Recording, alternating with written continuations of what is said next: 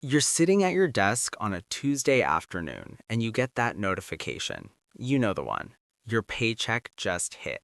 And for the first time in your life, maybe ever, you look at that number and it doesn't make you want to cry or immediately start calculating how you're going to stretch it to cover rent and groceries and that credit card bill you've been avoiding. Instead, you just breathe. There's actually money left over, real money. The kind that makes you think, okay, maybe I can finally upgrade from this apartment where I can hear my neighbor's entire phone conversation through the walls.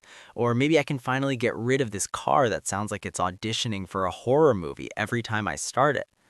And that feeling, honestly, it's intoxicating. Because you worked hard for this, right? 4 years of college, maybe more. Student loans that make you nauseous when you think about them too long. Internships where you were basically making coffee and pretending to understand corporate jargon. And now you're here, making real money, and it feels like you've finally made it, like you've crossed some invisible finish line into adulthood. My name's Oliver, and I spend way too much time thinking about money, financial psychology, and why some people seem to build wealth almost effortlessly while others work just as hard and somehow stay trapped in the same financial stress for decades. And what I've noticed, both from my own mistakes and from watching countless people navigate their 20s, is that there's this critical moment right here, right when you start making decent money for the first time, where most people make a decision that will quietly cost them around $30,000. Some people more, some people less. But it's happening so subtly, so naturally, that you won't even realize it until you're 35, sitting in your slightly nicer apartment, wondering why you still feel broke despite making good money. Because here's what's wild about this mistake. It doesn't feel like a mistake at all. It feels responsible. It feels like progress. It feels like you're finally living the life you're supposed to be living. And that's exactly what makes it so dangerous. What if I told you that the thing standing between you and actual financial security isn't about finding some secret investment or getting lucky or having rich parents? What if it's actually about understanding one simple concept that could completely change the trajectory of your entire financial life? And what if I told you that the decision you make in the next few months, right now, while you're in your 20s, will matter more than almost any financial decision you make for the rest of your life? Yeah, it's that serious. So let's talk about it. Let me walk you through exactly how this plays out, because I promise you've either lived this or you're about to. You're 23, maybe 24. Before your real job, you were surviving on, I don't know, maybe 30,000 a year. And I use the word surviving generously here. You had roommates, probably multiple roommates, and not the fun kind you see in sitcoms where everyone hangs out in a perfectly decorated living room. I'm talking about the kind where you're texting in your apartment group chat like, hey, can someone please not leave their dishes in the sink for 3 days? And getting zero response. Your car, if you had one, was held together by hopes and prayers. Your furniture was whatever you could find on Facebook Marketplace or that your parents gave you when they redecorated. You ate cheap. You went out occasionally, but you were always the person calculating exactly how much everything cost before ordering. You were basically in survival mode, but it was fine because everyone around you was doing the same thing. It felt temporary, you know? Like this was just the dues you had to pay before real life started. Then, boom, you get the job. Suddenly, you're making 60,000, 70,000, maybe even 80 or 90 depending on your field. Your income just doubled, maybe tripled, basically overnight. And this is the moment. This is where everything changes. Because now you're thinking, okay, I've been living like a college student for long enough. It's time to actually live like an adult. So you upgrade. You get your own place, or at least a much nicer place with just one roommate. You buy a car that doesn't make you pray before turning the key. You start eating out more because you work hard and you deserve to not eat rice and beans 6 nights a week. You upgrade your entire wardrobe because you can't keep wearing the same 5 outfits to the office. You get that gym membership you've been wanting. You subscribe to Netflix and Spotify and maybe a few other services. You start buying the nice coffee, the organic groceries, because you're finally at a point where you can care about what you put in your body. And here's the thing that makes this so dangerous. Every single one of these decisions is completely reasonable. I'm not here to tell you that wanting a reliable car makes you financially irresponsible.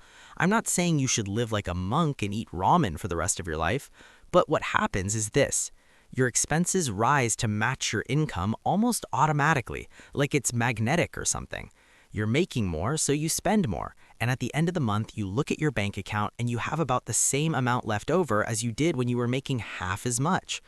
Economists call this lifestyle inflation or lifestyle creep, and it's probably the single biggest thing standing between most people in their 20s and actual wealth. And I mean real wealth, not just having a nicer apartment.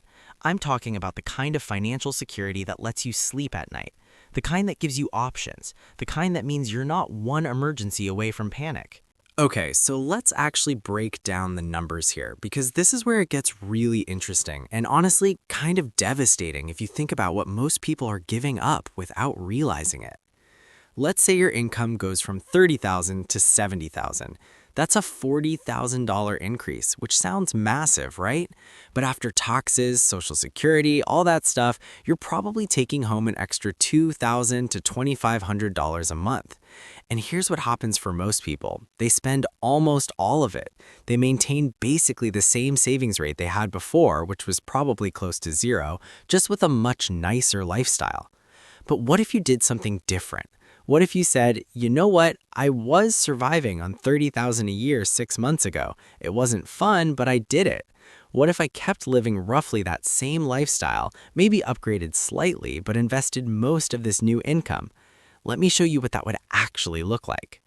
If you're 23 years old and you invest $1,200 a month, just $1,200 for 7 years straight, and then you stop, you never invest another dollar again, do you know what you'd have by the time you're 65? Assuming a pretty conservative 7% average annual return, which is lower than the stock market's historical average, you'd have around $1.4 million. Million with an M, just from those 7 years in your 20s. Now let's compare that to someone who waits. They're living the upgraded lifestyle in their 20s, spending all that extra income on a nicer apartment and nicer car and nicer everything. Then they hit 30 and they finally start getting serious about investing. They invest the same $1,200 a month, but now they do it for 35 years straight, all the way to retirement. They're investing for 5 times as long. They're putting in way more total money. And you know what they end up with? About $1.8 million.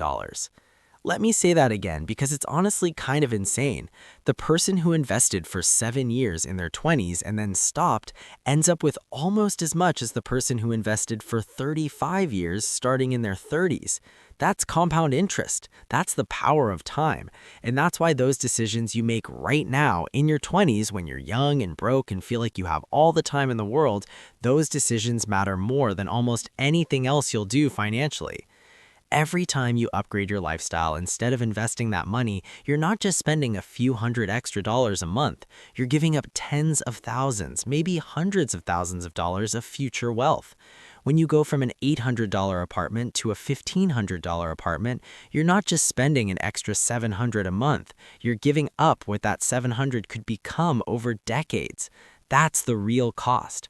That's the $30,000 mistake, except it's actually way bigger than $30,000 when you factor in compound growth over time. So, if the math is this clear, if the logic is this obvious, why does literally everyone fall into this trap? Why do smart, educated, financially aware people consistently make this mistake? I think there are a few psychological forces happening here that are really powerful and really hard to resist. First, there's something psychologists call hedonic adaptation, which is basically a fancy way of saying humans are incredibly good at getting used to stuff. That new apartment that felt like a massive upgrade for the first month, within 3 months it just feels normal. That new car, same thing. That daily latte you started buying. After a few weeks, it's not a treat anymore. It's just part of your routine. We adapt to our circumstances incredibly quickly, which means lifestyle upgrades give you this little hit of happiness that fades way faster than you think it will. So you upgrade, you get used to it, and then you need another upgrade to feel that same sense of progress and improvement. It's this treadmill that never ends. You're always chasing the next thing that's going to make you feel successful or comfortable or like you've made it, but the finish line keeps moving. Second, there's social comparison. And oh man, this is huge because you're not making financial decisions in a vacuum, right? You're watching your friends upgrade their lives. You're seeing people on social media living in beautiful apartments, going on trips, eating at nice restaurants. And there's this pressure, this feeling that if you're not keeping up, you're somehow falling behind. Like everyone else is moving forward and you're stuck in place. And your friends, they mean well, but they're probably not helping. They're asking if you want to go on that weekend trip or get dinner at that new restaurant or split an Airbnb for someone's birthday. And saying no feels bad. It feels like you're being cheap or you're missing out on life or you're not prioritizing your friendships. So you say yes, you spend the money, and the cycle continues. Third, and this is the one nobody talks about, there's this narrative we've all internalized about what success looks like. We've been taught that moving up in life means moving up your lifestyle. Better job equals better apartment. More money equals nicer car. Success is visible. It's something you can point to and show people. Look, I made it. I'm doing well. But here's the thing about real wealth. It's invisible. The person sitting next to you at the coffee shop driving a 10-year-old Toyota and living in a modest apartment might be a millionaire. You'd never know because they chose to build wealth instead of display it.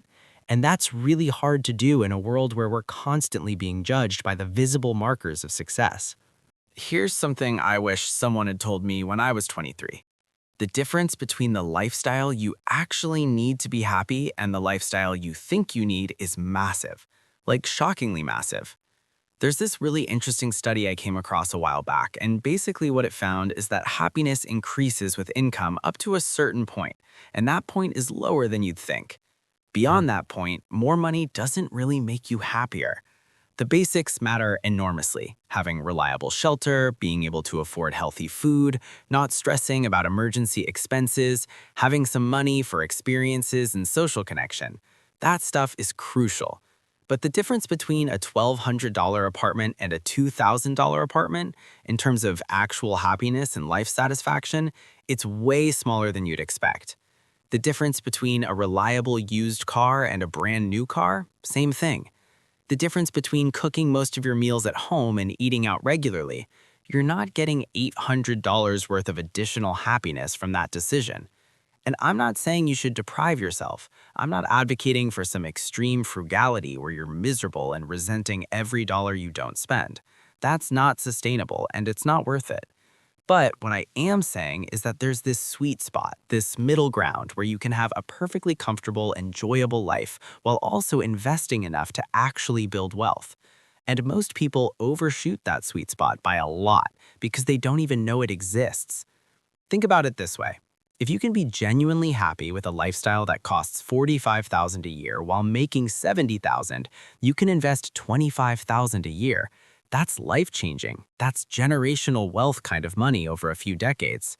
But if you upgrade to a lifestyle that costs $65,000 a year, you're investing $5,000 a year, maybe less after you account for the occasional surprise expense.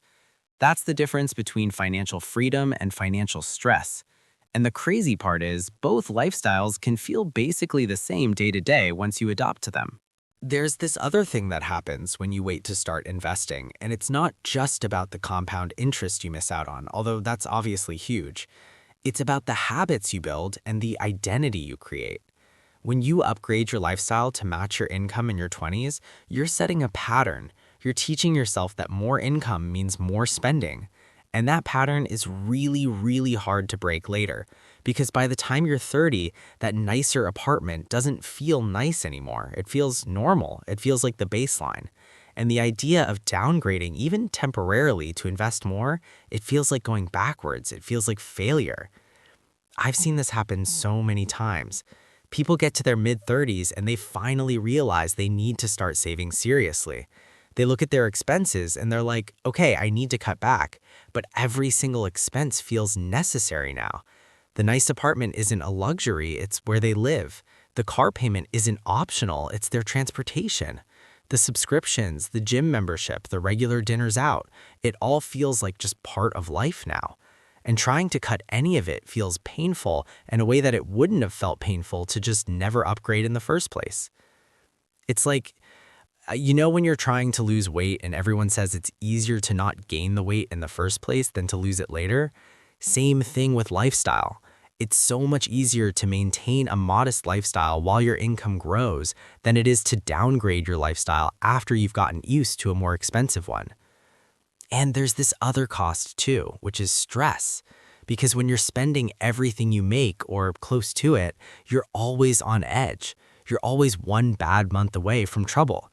One unexpected expense, one job loss, one medical bill, and you're scrambling. Whereas if you have 6 months of expenses saved, if you have investments growing, if you have that cushion, life just feels different. You sleep better, you stress less, you have options. And options, honestly, that's what money is actually for. It's not really about the stuff you can buy, it's about having the freedom to make choices based on what you actually want instead of what you can afford. Okay, so let's get practical here, because all this theory and all these numbers don't matter if you don't know what to actually do differently. First thing, track your spending for a month. I know, it sounds boring and tedious and you probably don't want to, but just do it.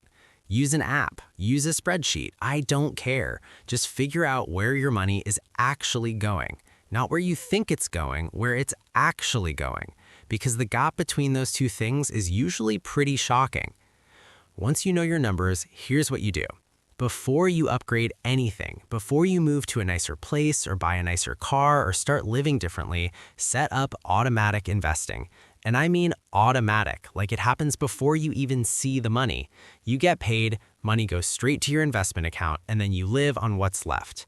If you try to save what's left over after you spend, there will never be anything left over. It just doesn't work that way. Humans don't have that kind of discipline. Start with whatever amount feels uncomfortable but doable. If you just got a raise and you're making $2,000 more per month, try investing $1,500 of it. Live on the other $500. If that feels impossible, start smaller, $1,000 a month, even $600 a month, something, anything. The important thing is to start now while you're young and time is on your side. And when it comes to where to invest, keep it simple. Index funds, target date retirement funds, whatever your employer offers in their 401k, especially if they match contributions. This isn't the time to try to pick individual stocks or get fancy. You just want steady, boring, long-term growth, that's it. Second thing, get really honest about what actually makes you happy versus what you think should make you happy. Maybe you genuinely love having a beautiful apartment and that's worth the extra cost to you. Fine. But maybe you realize you barely spend time at home and you're basically just paying for a place to sleep. Or maybe you love nice dinners out and that brings you real joy, but you don't actually care that much about having a new car. Figure out where your money creates genuine value in your life and where you're just spending out of habit or social pressure. Third thing, find friends who aren't trying to keep up with the Joneses. This is huge. If your entire social circle is constantly upgrading and spending and competing over who has the nicest whatever, you're going to have a really hard time making different choices. But if you can find even one or two friends who are on the same page about building wealth instead of displaying it, it makes everything easier. Here's something I struggled with for a long time, and maybe you will too. This whole thing requires sacrifice. Not dramatic sacrifice, not living in a cave and eating nothing but beans, but sacrifice nonetheless. You're going to watch friends go on trips you don't go on. You're going to see people buying houses or cars or whatever while you're still driving your old car and living in your modest apartment. You're going to feel behind sometimes. You're going to feel like you're missing out. And I can't tell you that those feelings are wrong or that you shouldn't feel them. They're real. There is a cost to this path. You are giving up some experiences now for security later. That's the trade-off. But here's what I can tell you. The regret of not starting early is way worse than the temporary discomfort of living below your means.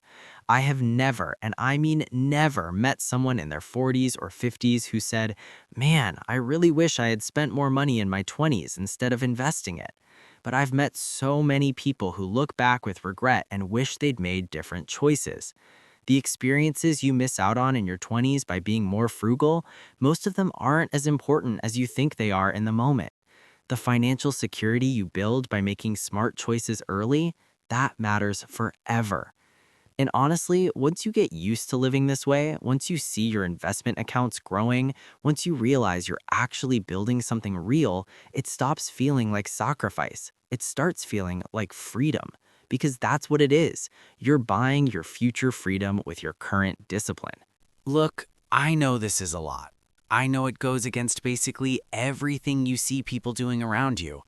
I know it feels weird to be 25 and thinking about retirement or long-term investing when everyone else is living for right now. But here's the thing. Your 20s are this weird, unique window where time is your biggest asset. You have decades for compound interest to work its magic. You have decades to recover from mistakes, to ride out market downturns, to let your money grow. That window doesn't last forever. Every year you wait, the math gets harder, the sacrifices get bigger, the path to wealth gets steeper. The $30,000 mistake isn't one big decision, it's 1,000 small decisions that add up over time. It's choosing the slightly nicer apartment. It's upgrading your car a little sooner than you need to. It's those dinners out and those subscription services and those trips and all those little things that feel harmless individually but compound into something massive. And the crazy part is you won't even notice it happening. You'll just wake up at 35 or 40 and wonder why wealth feels so hard to build, why you still feel broke despite making good money, why everyone else seems to have it figured out while you're still stressed about money. But you can make a different choice right now, today. You can decide that you're going to be the person who builds wealth instead of just looking wealthy. You can decide that your 20s are for setting up the rest of your life, not just for spending everything you make. It won't be easy. It'll require discipline and delayed gratification and going against the grain. But I promise you, future you will be so grateful. The 40-year-old version of you, the 50-year-old version, the version of you who gets to retire early or change careers or help your kids or just sleep soundly at night knowing you're financially secure. That person will look back and be so glad you made these choices now. So start small if you need to. Start with something. Just start. Because the biggest mistake isn't not having a perfect plan or not knowing exactly what to do. The biggest mistake is knowing all this and doing nothing. Don't let that be you. You've got this, and your future self is counting on you to make the hard choice now so they don't have to pay for it later.